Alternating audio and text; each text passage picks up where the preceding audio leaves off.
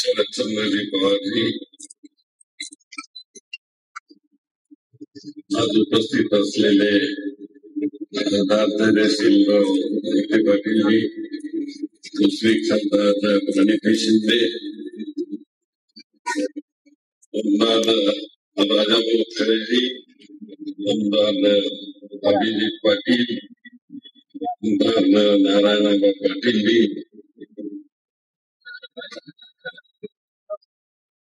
वसंतराव देशमुखजी, अध्यक्ष एनसीपीचे जाधवजी, श्रीकांत मोरेजी,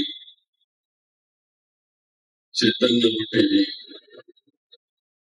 आणि माझे मित्र, मी अतिशय गेले अनेक वर्ष एकत्रित काम केलेले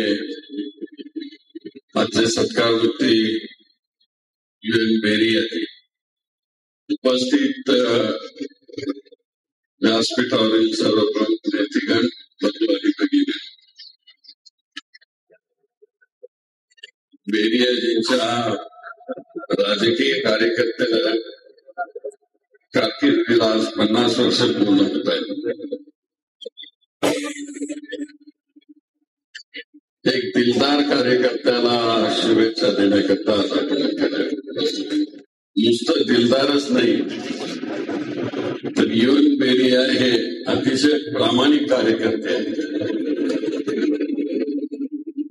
कॉम्रेड बेरियापासून मी ओळखतो तेव्हा ते थोडेसे लहान होते, ज्याचा आता उल्लेख त्यांनी केला. 78 साली 85 साली ते कॉलेजमध्ये निवडून आले.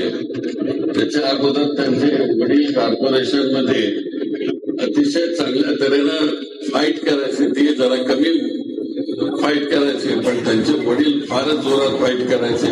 मला वाटलं होतं की ते वडिलांच्या पेक्षा जास्त फाईट करतील, पण ते एक पद्धतशीरपणानं कुठल्याही विषयामध्ये अभ्यास करून चिंतन करून आपला विषय ते कुठेही मांडतात.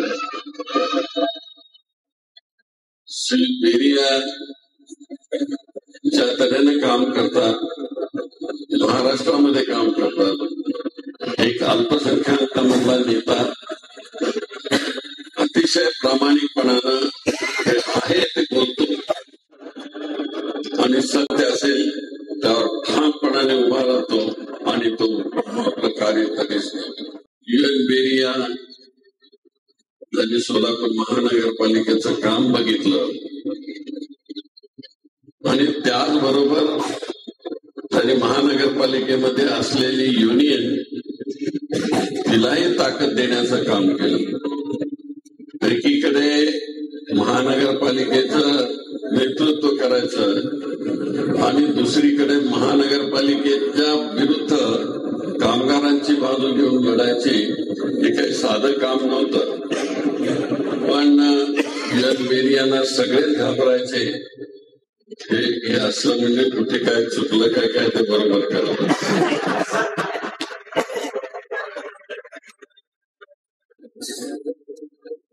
तर UN बेरिया ते माझ्या बरोबर होते, माझ्या काँग्रेस बरोबर होते सातत्यानं आणि माझ्या काँग्रेसचे शहराध्यक्ष म्हणून इथे बराच काळ होते.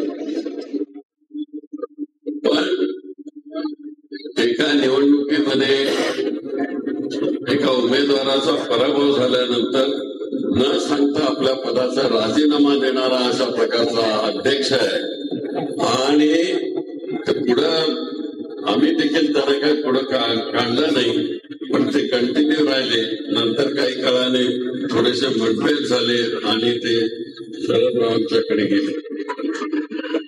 शरदराव आणि मी